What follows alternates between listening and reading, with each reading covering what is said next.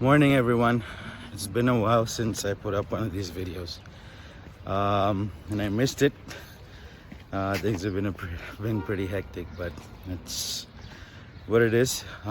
So greetings today from cold Ulaanbaatar in Mongolia. We're here, trying to take care of some business, but interestingly enough, as I come here and look at this interesting mix of, old and new, the Russian influence, the Chinese influence, the Japanese influence, and the Korean influence, and of course the Mongolian history itself, it got me thinking, one of the major things that we've always been looking at is this concept of super apps, right? So there used to be, everybody wanted to be part of a super app simply because it would get them massive coverage in terms of number of customers and reach and so on and so on. After which it came to a point where, you can take people, like, once again, I love using Netflix as an example, simply because of all the stuff that they did. So you had a whole bunch of people who piggybacked off of, let's say, a super app, just to, get their name through the door. And then once that happened, and they realized that the amount of revenue that they could generate on their own after they got the loyalty of customers, they all started splintering and started coming out with their own applications.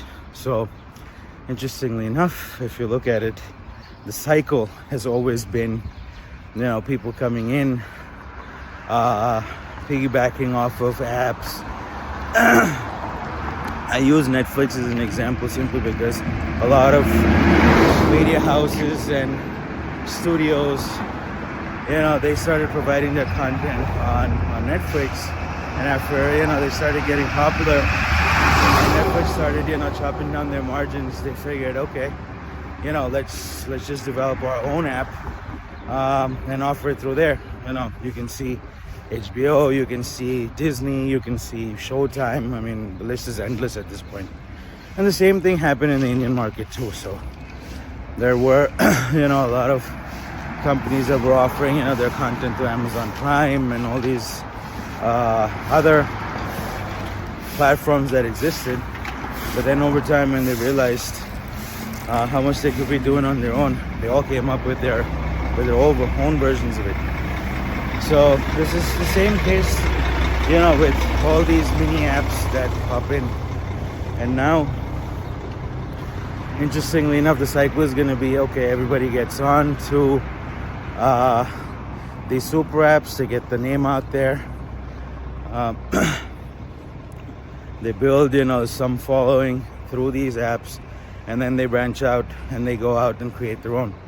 Now, the interesting thing is, and this is just kind of me foreseeing a little bit, what's going to happen is, for all the players that develop their own app, now the cost of acquisition is going to go through the roof over time, right?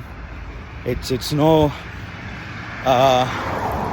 secret that over time, even though your cost of acquisition generally goes down, but then the longer your product is out there in the market, it has to go up, simply because you may have reached a critical mass in terms of the base. You're gonna have to work harder to retain your customers, so your cost of marketing is gonna go through the roof. And guess what's gonna happen? You're gonna come back to those same super apps that come in, especially in this part of the world, China, Thailand,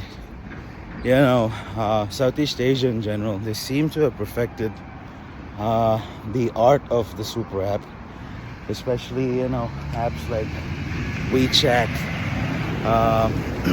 where It's no longer just, you know, a fad where you can include a bunch of different teaser apps, so to speak, you know, that give you basic stuff. I mean, now it's really become more of a lifestyle app where, you know, you can take care of your utility payments, you can take care of school fees. I mean, you can basically do everything, you know, within the same app. So assuming, you know, people actually bring it to such a utilitarian stage, then yes, there is success still on the cards. But unless the utilitarian aspect of it is brought into these apps, you're not really going to see, you know, much of them gonna last. Because, you know, if you kind of Google some of the so-called, you know, super apps that came out with all the fanfare, you're probably gonna see about, you know, maybe like 5% or 10% of them that still exist. So but this is definitely a trend, and, you know, this is just kind of my take on it. I've just been kind of, you know, observing, you know, the way this space has been moving a lot, you know, in the past few years, and we'll see if this prediction of mine comes true or not. So yes, we'll see you guys in the next video, and here's a snapshot of what Ulaanbaatar is in the background, and of course all around. This is totally a mix of, you know, communism with a little bit of capitalism, but it is definitely, you know, one of the most beautiful countries that I've been to, and probably one of the few countries where once you move out of the cities, it's still, you know, untouched. So have a good day, everybody. You know, we'll talk to you guys in the next one. Take care.